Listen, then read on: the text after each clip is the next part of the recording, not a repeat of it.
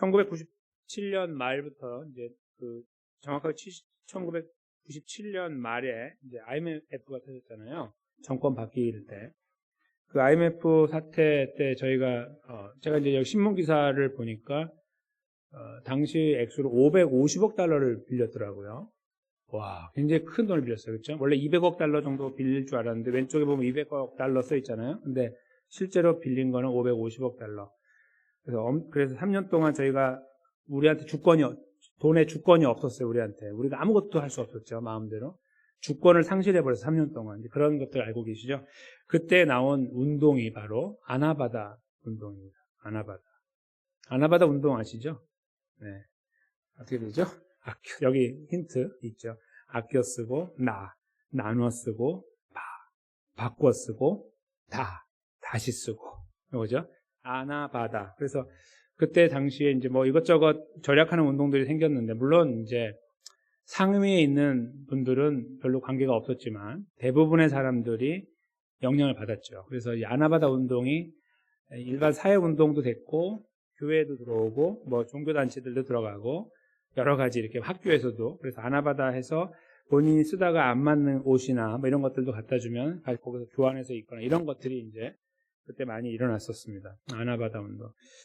그 아나바다 운동이 저희들에게 말해주는 거는, 이제 쓸만한 중고는 물자를 절약하게 만들고 서로를 도와주고 우리 사회를 좀 따뜻하게 만들어주기도 하고, 그리고 결국은 경제적인 절약을 이루어서 경제가 다시 이렇게 부흥하도록 하는데 부흥할 수 있다. 그런 의미가 있습니다. 실제로 그렇게 이제 많은 영향을 끼친 것도 있고요. 그런데 아나바다를 항상 좋다고 말할 수는 없는 것이 있습니다. 바로 몇 년 전에 있었던 코로나죠. 코로나 때 한번 기억해 보세요. 코로나 때는 이렇게 한 번 쓰면, 이거 장갑 내가 썼던 건데 당신 써, 이러면 큰일 나죠. 절대로 하면 안 되는 거예요. 내가 한 것도 버려야 돼요. 처음에 엄청나게 조심했잖아요. 백신 안 나왔을 때는 뭐 어디 나갔다 오면 여기다가 다 뿌리고, 손 닦고, 뭐 트렁크 열 때도 이렇게 열거나 장갑 끼고 열고 다시 벗고, 막 어떤 사람이 써놓은 거 보니까 여기서 저기까지 뭐 차까지 가서 물건 꺼내오는데 한 20분, 30분 걸리더라고요. 거리는 바로 앞인데. 다 이거 하고, 뭐 마스크 다시 바꿔 끼고 뭐 이런 거 했잖아요. 근데 거기 아나바다 운동 한다고 마스크 다시 써야죠. 이런 사람이 있습니까? 이 상황 분석하지 못하는 사람이죠. 뭐 본인이 빨아 쓰는 건 상관없지만 일반적으로 아나바다가 불가능해요. 하면 안 돼요. 그때는. 그런 상황이 있었어요. 그래서 저희는 둘 다 경험해 봤기 때문에, 한국 사람들은 IMF도 경험하고, 아나바다가 중요하지만 항상 좋은 것은 아니다. 분명히 알 수 있습니다. 하나님께서 오늘 저희가 말씀하시는 내용은 일종의 이제 이런 절약, 물건을 다시 쓰는 그 문제하고 연결이 되어 있는데, 아나바다가 좋은 것처럼 보이나 그렇지 않은 것처럼, 아는 경우가 있는 것처럼 오늘 하나님께서 이스라엘 백성들에게 되게 독특한 명령을 내리고 계시는 것을 알게 돼요. 이 독특한 명령은 한편으로 보면 저희가 왜 이렇게 하셨을까라는 의구심을 자아냅니다. 어떤 의미에서 그런지 잠깐 들여다보고, 그러나 오늘 말씀은 거기에 멈추지 않고 저희들에게 은혜를 주는 말씀으로 분명하게 다가옵니다. 그것도 함께 잠시 느끼는 시간 갖도록 하겠습니다. 오늘 본문은 저희가 지난 시간에 그 가족들, 가까운 사람들 중에, 아니 하나님을 버리자는 게 아니고 하나님도 믿되, 저 주변에 보니까 좀 다른 신들이 있던데 한번 가서 이렇게 맛이라도 보고 오자라고 할 때에 어떻게 반응을 보이라고 했던 것을 기억하시죠? 다 죽이라. 이제 그런 말씀을 제가 들었을 때 끔찍했는데, 그 이유를 제가 추적해 보니까 하나님께서 우리를 사랑하시기 때문이었다 하는 것을 이제 알게 됐잖아요. 근데 오늘 본문 바로 앞에서는 이제 가까운 사람들과의 관계에서 그 문제를 다뤘다면, 오늘은 이거 확장돼서 사회로 나가는 거예요. 오늘은 이제 우리 이만큼 이너서클 말고, 여기 가까이 있는 사람들 말고 저기 있는 사람들이 무슨 일을 벌였을 때 어떻게 대처할까 하는 거예요. 그러니까 조금 본인하고 관계 없는 사람일 수도 있는 거죠. 근데 여기 그 12절부터 시작하는 내용을 보시면, 내게 주어 거주하게 하는 한 성읍에 대하여 소문이 들려요. 그래서 그쪽 이제 옆 마을 같은 거죠. 아니면 우리 마을일 수도 있는데, 여하튼 그 마을에서 무슨 소문이 들리냐면, 너희 가운데 어떤 불량배가 일어나서, 이게 불량배라는 말은 이제 뭐 소위 그 깡패 그런 게 아니라, 그러니까 만약에 영어로 쓴다면 가치가 없는 이런 표현이 있는데 이게 사람의 가치를 평가한다는 말은 아니고요. 그러니까 의미 없는 일을 하는 그런 말도 의미가 있어요. 원래 저 말은. 그러니까 어떤 의미 없는 일을 하는 사람들이 모여가지고 그런 말입니다. 성읍 주민을 유혹하여 이르기를 너희가 알지 못하던 다른 신들을 우리가 가서 섬기자 하는 거예요. 이제 같은 마을이거나 저쪽 마을에서 그런 소문이 퍼졌는데 이렇게 요는 뭐냐면 다른 신들을 한번 섬겨보자라는 거예요. 그러니까 처음에 우리 가족 가까운 사람은 해결됐는데 어떻게 할지 알겠는데 먼 사람, 모르는 사람은 어떻게 할 것인가에 대한 내용이겠죠. 그렇게 하면은 14절에 보시면 일단은 사실을 따져봐야 돼요. 진짜인지 아닌지. 그런 말이 들리는데 그게 맞습니까? 물어보고. 그래서 자세히 묻고 살펴보아서 이런 가증한 일이 너희 가운데 있다는 것이 확실한 사실로 드러나면 어떻게 할까요? 똑같은 형벌을 내리는 거예요.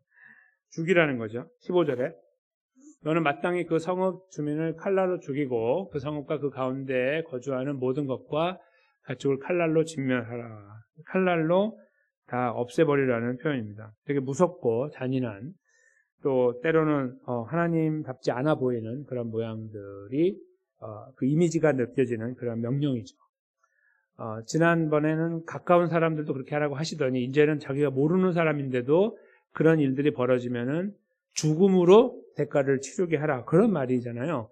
그러니까 굉장히 하나님께 단호하시는 것을 이제 여기서 느끼게 돼요. 근데 그 죽음은 이제 지난 시간 죽음하고 이제 같은 죽음이라고 하고요.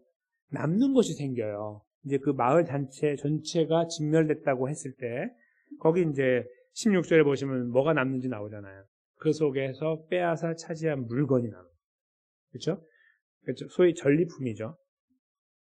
이 전리품을 이렇게 챙겼을 때 그거를 사람들이 가운데 이렇게 모아놓는 거예요. 이렇게. 그 영화 같은 데 보면 태워놓을 때 이렇게 동그랗게 놓잖아요. 그런 식으로 여기다 모아놓고 그 성읍과 그 탈취물 전부를 불살라 내 하나님 여호와께 드리라. 이게 정확하게 말하면은 번제로 드리라 그런 말이에요. 태워가지고 제사처럼 드리는 거예요. 이거를 그냥 태우는 게 아니고요. 하나님께 태워 드리는 어떤 그런 의미가 있어요. 그래서 탈취물 전부를 불살라서 번제, 태워 드리는 제사로 하나님께 여호와께 드려야 된다. 이렇게 말씀하고요. 그리고 둘째로는 그 성은 완전히 폐허로 만들어야 사람이 가서 살면 안 되고 그냥 형태만 남아있대 결국은 더 이상 사람이 살지 않는 건축되지 않는 곳으로 만들어야 된다는 것입니다. 그래서 여기는 나와 있지 않지만 느끼시는 게 있을 거예요. 지난번에는 사랑하는 가족을 그렇게 죽였을 때 오는 그 결과는 뭐냐면 그것 때문에 우리가 사는 거라고 하면서 그 죽음을 보는 이 돌을 던져 죽일 때의 그 과정을 보면 사람들이 느끼는 거죠. 절대로 하면 안 되겠구나. 나도 저렇게 죽겠구나 하는 어떤 두려움 같은 것들을 느낄 수 있도록 교훈으로 삼을 수 있도록 하는 효과가 있었던 것처럼 이 도시를 보면 저기에 가서 이 도시는 왜 사람이 없어요? 저렇게 막 자풀이 나고 저렇게 동물들만 왔다 갔다 하는 것 같고 여기 왜 그래요? 라고 할 때에 이 말을 하면 그러면 하나님께 이렇게 해서 그랬구나 라고 알도록 하는 의미가 있지 않을까 생각해요. 오늘 나와 있지는 않지만 같은 효과가 있지 않을까 생각을 해요. 그 정도로 하나님께서 우상에 대해 경계를 하고 계시는 건데 이거는 하나님의 이기심을 드러내고 있는 표현이 아니고요. 잘 생각해보면 지난주에도 말씀드렸지만 하나님 우리를 사랑하시기 때문에 하나님과의 관계에서 하나님을 빼버리고 다른 것이 끼어들면 우리 생명의 문제가 생기기 때문에 그것을 하나님 보존하기 위한 방편이었고 그것은 결국 우리를 사랑하기 때문에 나온 결과다라는 것을 저희가 다시 한번 헤아릴 수가 있습니다. 죽은 사람에 대한 생명의 가치와 그것에 애석한 문제는 좀 별도로 치워놔야 될 것 같아요. 왜냐하면 저희가 지난 시간에도 나누었지만 그렇지 않으면 우리가 죽으니까요. 그렇죠? 병균이 들어왔을 때 우리가 병균을 어떻게 하든 없애고 아니면 누군가 들어와서 우리에게 나쁜 일을 막 하고 있는 사람이 있을 때 그 사람을 가만두지 않는 거와 같은 거죠. 그렇게 저희가 이해할 수 있다고 지난주에 말씀드렸는데 오늘도 이제 다른 조금 우리와 거리가 있는 사람이지만 같은 방법으로 그들과 관계를 형성해야 된다는 것을 이제 하나님께서 거침없이 말씀하고 계시는 것을 알게 됩니다. 근데 이제 그 탈취물, 그러니까 전리품에 대해 손대지 말라고 하신 말씀이 다시 한번 나오는 게 이제 17절이죠. 그러니까 전리품에 대해 하나님이 관심이 있는 거예요. 잘 보니까. 이 진멸할 물건, 전리품은 조금도 내 손에 대지 말라. 그리하면 여호와께서 그의 진노를 그치시고 긍휼을 긍휼히 여기시고 자비를 더하셔서 그리고 결국 조상들에게 맹세하심처럼 너를 번성하게 하실 것이다. 4가지가 나오는데요. 이렇게 하면 그건데 뭐냐면 진멸한 물건 전리품에다가 손을 대지 않으면 그런 말이죠. 여기에 이제 의미가 담겨 있는데요. 뭐냐면 사람들이 전리품에 손을 대는 이유를 찾을 수 있는데요. 첫째는 좋아 보이니까. 제가 볼 때는 그 물건이 많이 좋았을 것 같아요. 왜냐하면 이스라엘 백성들이 애굽에 살 때도 이제 신문물 같은 걸 받겠지만, 그러나 그들이 그것을 건너와서 광야 40년이라는 걸 지난 다음에 들어가기 때문에요. 그들이 정착하고 살지 않았던 것을 놓고 보면 또 다른 어떤 새로운 문물을 보는 거예요. 옛날에 저기 서양에서 이제 배들이 들어와서 일본에도 가고 한국에도 왔을 때 그 새로운 몸을 보고 깜짝 놀랐잖아요. 뭐 망원경 같은 거 보면 놀래잖아요. 저기가 보이고 막 이게 뭐냐 이렇게 막 그런 것들이죠. 일단 들어가면 새로운 것들을 보게 되는 그런 상황이 분명히 있었을 거란 말이에요. 그런 것들을 놓고 보면은 전리품들이요, 내가 갖고 있는 게 아닌 게 있을 수 있다는 거죠. 굉장히 좋아 보이는 거, 독특한 거. 뭐 저쪽 지금 현재 뭐 아프리카도 많이 발전됐지만 그쪽에서 미국에 왔더니 여기에 스마트폰이 있고 막 컴퓨터가 있고 전기차가 있고 이런 거 뭐 눈이 막 이렇게 되는 거 확 깜짝 놀라게 되는 것처럼 그들에게도 분명히 그들이 같이 갖고 있지 않아서 호기심을 갖고 있던 것들을 갖고 있을 가능성이 있다는 거죠. 그것들에 대해서 그걸 이제 가지고 와서 내 것을 삼으면서 오는 뿌듯함, 그 어떤 그 문명의 이익을 내가 더 많이 이렇게 받을 수 있다라는 어떤 그런 생각들, 아니면 더 많이 가지면 더 좋다라고 여길 수 있는 어떤 그런 유혹들이 분명히 있었을 거예요. 하나님의 말씀을 하시는 거, 강조하시는 거 보면 알아요. 그러니까 그렇게 하지 말라고 하면서, 그러니까 그들이 그걸 갖고 있을 때에 전리품이라는 의미에서 이걸 갖고 있을 마음에 뿌듯함이 생길 수가 있는데, 그거에 더해서 하나는 호기심이고요. 그 호기심에서 어떤 만족감, 자기 만족이 있고, 또 하나는 뭐가 있냐면, 이 전리품을 그렇게 자기가 획득해가지고 갖고 있음으로 해서 오는 자만함이 생길 수가 있고, 자만함, 내가 이것을 했다, 이런 것들. 그리고 마지막으로 뭐냐면요, 그것을 의지하게 되는 게 생겨요. 의지. 그러니까 저 사람들이 갖고 있던 이런 것들이 나에게 어떤 유익을 줄 수 있을까라는 고민들을 할 수 있는 거예요. 왜 이 사람들이 이걸 갖고 있었지? 이렇게 물건들도 있겠고, 그 다음에 어떤 의미에서 우상도 있을 수 있잖아요. 그럼 그걸 보면서 이건 어디에 쓰는 물건인가? 뭐 이렇게 하면서 있잖아요. 그러면서 거기에 더 의존하게 되고 의지하게 될 어떤 것들로 충분히 발전할 수 있고, 만약에 심하면 그들이 지금 죽은 이후에도 다다를 수 있는 거예요. 뭐냐면 이걸 한번 붙잡고 있으면 잘 될까? 뭐 이런 것들이죠. 그래서 하나님께서 그 말씀을 하신 다음에 이 말씀을 주신 거예요. 그게 아니고 나야 라고 말씀하시는 거예요. 그래서 먼저 진노를 그치시고 긍휼히 여기고 자비를 더하신 다음에 마지막으로요, 너희를 번성하게 할 거다, 이거죠. 그러니까 너희를 번성하게 하는 거는 저 전리품이 아니다, 나다 하는 것을 말씀하는 거예요. 그들의 머릿속에는 전리품에 대한 생각이 여러 가지 다양하게 나올 수 있고, 그러므로 자기도 모르게 의지하게 될 수 있는데, 하나님 그거 다 알고 계시니까 그거를 딱 끊으라고 하시면서 대신에 내가 해줄게, 그런 말이에요. 그게 17절의 말씀인 거예요. 그것이 아니고 나야, 이렇게 말씀하고 계시는 거예요. 그러니까 이스라엘 백성들이 말씀을 들을 때 그렇게 해야 되겠다, 그리고 그 상황을 만나면 그렇게 해야 하는 것을 알도록 하나님께서 알아듣기 쉽게 말씀을 해주신 거죠.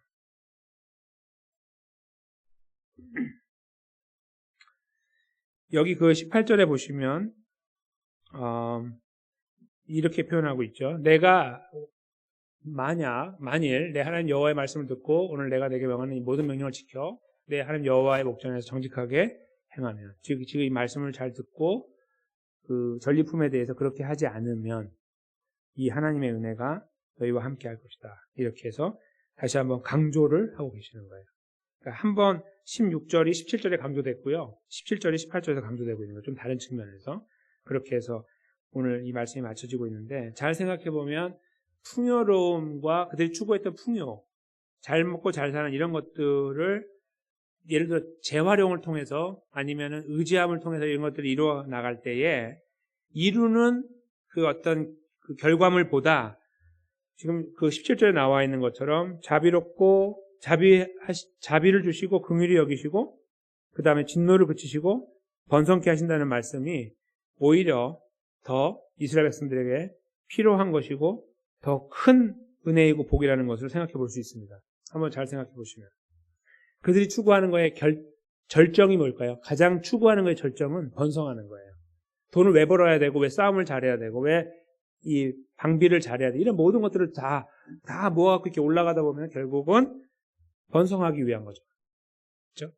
하나님 그 단어를 사용하심으로 이거의 근원은 나이고 그러면 나만 바라보고 의지해야지 다른 걸 의지하면 안 된다라는 말씀을 하시고 그거를 다시 한번 강조하시는 것은 큰 의미가 있고 그리고 그들에게도 그것이 아니고 하나님이구나라는 것을 다시 기억하도록 하는 말씀이 되기도 했을 것입니다.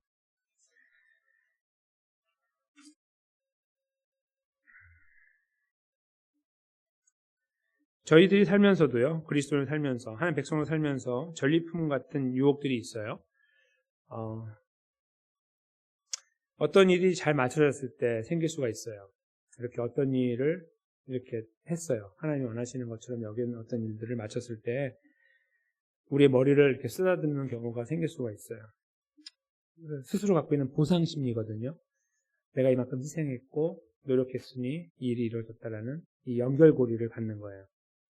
그래서 이렇게 이제 생각하는 거죠.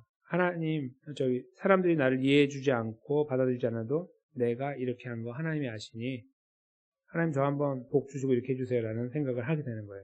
아니면 조금 더 부정적으로 그 일에 동참하지 않은 사람들을 비난하고 그리고 멸시하는 거죠. 그런 현상들이 우리 삶에 많이 발생할 수 있어요. 그냥 생각을 통해서라도. 그렇죠? 근데 사실은 그런 비교나 우리 자신의 우월함에 대해서 하나님을 내가 더 사랑했다라는 쪽으로 나 자신을 세워나가는 그림은 성경에서 건강한 그림이 아니에요. 이 전리품도요, 자기들이 갖고 있으면 다 그런 역할을 하거든요. 이 물건은 어디서 났어요? 이거 내가 옛날에 그때, 여기 마을, 여기 그때 우상들 섬겨갖고 우리가 진멸했잖아. 그때 우리가 받은 거야. 그때 진짜 하나님 말씀 지키려고 수고 많았지 내가. 이런 것들이죠. 같은 거예요. 같은 그 유혹들이 있어요. 그러니까 다 흔적을 없애서 우리들의 공로가 드러나지 않도록 하고 하나님이 드러나게 하는 이 싸움의 진짜 승자가 하나님이시고 하나님이 하셨다라고 거기에 그 평가를 내리지 않는 그런 기회가 바로 전리품을 갖고 있을 때 충분히 존재할 수 있는데 우리의 삶에서도 그런 일들을 만날 수가 있다는 거예요. 그리고 때로는 그걸 우리가 의지하게 돼요. 아까 제가 설명드린 것처럼 그것이 우리의 의지가 되는 거예요. 그래 나는 그래도 이거 했으니까 이런 거죠. 그래 나는 이거 했다 이거예요.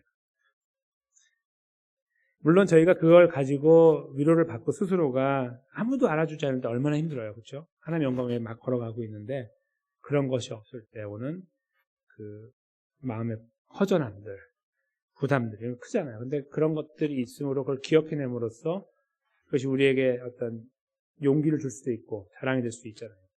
좋은 의미로. 그러나 저는 이 전리품을 버리라는 하나님 말씀을 생각해 보면 이스라엘의 모든 수고와 노력들을 하나님께서 일단 그들의 머릿속에 지우기 원하시고 하나님의 주권만을 나타내기 원하시는 하나님의 마음을 읽을 수 있다고 생각해요. 그래서 우리에게 남아있을 수 있는 보상심리 같은 것들, 우리 스스로를 위대하다고 평가할 수 있는 것들을 우리는 하나님 앞에서 보존하고 있으면 안 된다고 생각하는 거예요. 그냥 우리가 살아왔던 삶을 부정하라는 말씀이 아니고요. 그 삶은 가치가 없다는 말씀도 아니에요. 다 귀하고 아름다운 걸음을 걸어왔으나 때로는 그게 우리에게 진짜 교만이 됩니다. 진정한 교만으로 작동할 때가 있어요. 사람들 앞에서도 그렇지만 심지어 하나님 앞에서도요. 그러니까 그 일을 마치게 하신 하나님이 드러나지 않고요. 우리가 계속 드러나거나 아니면 그것 때문에 우리가 하나님께 더 무언가를 간청하는 기회로 삼을 수도 있다는 거죠. 그런 의미에서 우리는 이 전리품의 유혹을 이겨내야 됩니다. 그 전리품은 그런 의미에서 우리가 하나님을 바라보는 것을 돌이키게 만드는 방해가 되는 거예요. 이스라엘 백성들에게도 그러하였을 것처럼 말이죠. 더더욱 그렇다고 한다면 우리는 이런 전리품, 소위 뭔가를 이루고 나서 우리 스스로가 생각할 때마다 만족이 되는 어떤 그런 것들에 대한 조심한 그 마음을 가져야 된다는 것을 생각해 보게 됩니다. 근데 하나님께서는요, 제가 이제 이렇게 조심해야 된다고 말씀하고 있지만, 오늘 본문에서도 그렇게 분명히 말씀하신 것처럼, 그 조심하는 거와 더불어 하나님께서 갖고 계신 생각은, 그 조심은 조심해야 되지만, 분명히 갖고 계신 생각이 있어요. 그거는 그들을 불쌍히 여기고, 은혜를 주시고, 복 주시고, 풍성케 하신다는 하나님의 복이었죠. 마찬가지로요, 마태복음 6장 33절에 예수님께서 산상수훈에서 쭉 말씀을 이어나가시다가 나타내신 말씀이 있어요. 저희가 잘 아는 말씀이죠. 많은 분들이 암송하고 있는 말씀이기도 하고요. 제가 일단 첫 부분 저 위에 두 줄만 읽을게요. 아래는 같이 읽겠습니다. 너희는 먼저 그의 나라와 그의 의를 구하라. 그리하면 이 모든 것을 너희에게 더하시리라. 여기에 보면요, 그의 나라와 하나님의 의를 구하는 삶을 사는 것이 이제 쭉 앞에 나와 있던 내용들이에요. 결국은 제자로 살아가는 거고 자기의 유익을 굳지 않고 살아가는 것들이에요. 그러니까 거기에는 방해도 있고 어려움도 있고 사람들의 평가도 아주 박하고, 그래서 결국은 나 스스로를 나를 감싸야만 내가 위로를 받을 수 있는 상황일 수 있는 건데요. 거기에 그것을 구제할 수 있는 아무것도 없어요, 장치가. 즉 그 걸음을 걸어 나가잖아요, 혼자. 그럼 그냥 가는 거예요, 혼자. 갔는데 아무것도 없는 거예요, 여기 왔는데. 그런 상태일 수 있는 거예요. 그렇게만 해라, 그래요. 그리하면 이 모든 것을 너에게 더한다. 필요한 것들을 공급하시고 은혜를 주실 것이라는 말씀이죠. 오늘 본문하고 아주 긴밀하게 맞닿아 있어요. 그렇죠? 그렇게 하면 의지하지 않고 하나님만 바라보고 그 일을 이루어가고 너 스스로가 기특하다고 생각하지 말고 그것도 다 하나님의 은혜였다고 말을 할 때에 하나님이 너의 걸음을 책임진다는 말씀, 오늘 말씀이었기 때문입니다. 근데 이걸 좀 더 풀어서 현대인의 성경이 이렇게 쓰고 있어요. 훨씬 더 이해가 빨라요. 그리고 더 오늘 말씀을 더 깊이 금방 와닿는 말씀인데 한번 그 부분을 저희가 읽겠습니다. 그 괄호 안에 만일부터 시작. 만일 너희가 하나님의 나라를 어떻게 이룰까? 하나님께서 원하시는 바른 일을 어떻게 실천할까 고민하면서 그분을 생활의 중심에 모시고 살면 그분은 너희에게 이 모든 것을 더불어 주실 것이다. 아멘. 네, 바로 이것이 저희가 오늘 본문 말씀 속에서 캐치해야 되는 메시지가 됩니다. 당시에 살았던 사람들에게도 그랬고 21세기에 사는 저희들에게도 동일한 것입니다. 그래서 우리들 삶에 대하여 삶을 고민하지 말고 살고 살아가는 삶의 그 어떤 환경들도 다 무시하고 살아가는 말씀이 결코 아니에요. 전혀 별개의 말씀이죠. 이건 삶의 가치를 어디에 둘 것인가. 저기 그 아랫부분에 나와 있는 것처럼 그걸 어떻게 이룰까, 하나님의 영광을 위해 살아갈까, 이런 것들이에요. 어떻게 하면 바르게 실천할까 고민하면서, 이런 말이죠. 저희가 설교 시간에 많이 듣는 말씀이 나오죠. 그런 거예요. 그리스도인이라는 이유 때문에 그것을 어떻게 할 것인가를 고민하는 사람, 나를 자랑스럽게 여기지 않고 내가 그동안 잘해왔다는 것을 근거로 삼지 않고 그냥 주님을 의지하면서 그 일에 서려고 하는 것, 그것을 말하는 거예요. 그런 걸음을 하나님은 귀하게 여기시고 불쌍히 여기시고 품어주시고 은혜를 베풀어 준다는 말씀이죠. 전리품에 대한 유혹, 우리 자신이 스스로가 한 번쯤은 품어주고 싶은 어떤 나만의 생각들을 차라리 내려놓고 오히려 우리 아버지 하나님께 달려가서 이 모든 것을 가능케 하셨고 지금까지 이 걸어왔던 과거의 삶을 그래서 감사하고 다 하나님 것입니다를 인정해드리며 오늘 나의 삶도 그러므로 하나님께 맡겨드리고 그리고 삶의 여정을 위해서 주님의 은혜를 구하고 걸어가려고 하는 걸음, 바로 그런 걸음의 자리에 저희가 다시 한번 섰을 때 하나님께서 주시는 위로와 평안을 경험하게 될 거라고 믿습니다. 특별히 저희가 한 가지만 더 기억하기 원하는 것은요, 이 오늘 본문의 말씀의 끝자락에서 저희가 이 말씀을 되뇌일 수 있고 고민할 수 있는 이유가 무엇인가를 생각해 보십시오. 그것이 여러분과 저의 가장 큰 전리품이라고 말할 수 있죠. 무엇입니까? 예수님 믿어 구원받는 겁니다. 그렇죠? 만약에 전리품을 이야기한다면 우리 삶에서 마지막에 남겨지는 것이 무엇입니까? 상급의 문제는 천국에서 할 거고요. 우리는 구원이에요. 오늘 그 이민숙 집사님하고 원래는 그 임종 예배를 준비해서 갔고 임종 예배를 드렸어요. 근데 예배 이후에 프로세스가 좀 바뀌어서 그렇게 됐을 뿐입니다. 집사님 눈을 바라보면서 이제 말씀을 전하는데 이 마지막 순간에 그럼 머릿속에 뭐가 기억날까? 주변에 가족들이 이렇게 있는 거, 그게 도대체 무슨 의미가 있습니까? 잠깐이면 끝나는 거. 그 자체가 물론 가치가 있어요. 그렇죠? 그렇지 않은 경우도 있으니까. 그러나 그분의 머릿속에 마지막 순간에 무엇을 붙잡고 있을까 생각을 하는 거예요, 저는. 그 마지막 순간에. 저는 당연히 강주에서 말씀드린 게 결국은 집사님이 예수님을 제대로 만났고 예수님의 십자가 벌로 구원 얻었습니다. 그리고 마침표 찍었습니다. 그거밖에 없어요. 마지막에 들어야 되는 메시지예요. 아, 그렇지. 나 천국 가지. 다시 한번 확신하는 거예요. 끝. 그리고 우리는 주님 만나는 거예요. 그거밖에 없어요. 아무것도 없어요. 아, 그동안에 수고 많으셨습니다. 뭐 많은 이루셨죠. 그게 귀에 들어가요, 지금? 마지막인데? 아니에요. 그게 아니에요. 지금까지 내가 걸어왔던 그리스도의 삶에서 가장 마지막에 남아있는 정말 전리품이라고 하면 은혜를 주신 게 무엇입니까? 구원이에요. 그거를 기억하면 다시 거꾸로 유추해서 올라오면 오늘 본문의 말씀이 기억되게 되고요. 다 하나님의 은혜인 거예요. 다 그냥. 그렇게 될 때 우리가 걸어가는 걸음에 대해서 다시 주님을 붙잡게 되고 그 길에 다시 서려고 하는 열정들을 회복하게 되는 것이죠. 저는 저와 여러분이 바로 그 자리에 우리에게 주신 이 환경과 상황 속에서 우리만에게 독특하게 준 상황 속에서 바로 이 주님의 구원의 은혜와 사랑과 또 우리 인도에 나가신 역사들을 기억하고 거기에 온전하게 세워지기 원합니다. 예수님께서 우리와 함께하고 계십니다. 모든 말씀을 함께 이루어가기를 다시 한번 예수님의 이름으로 간절히 축원합니다.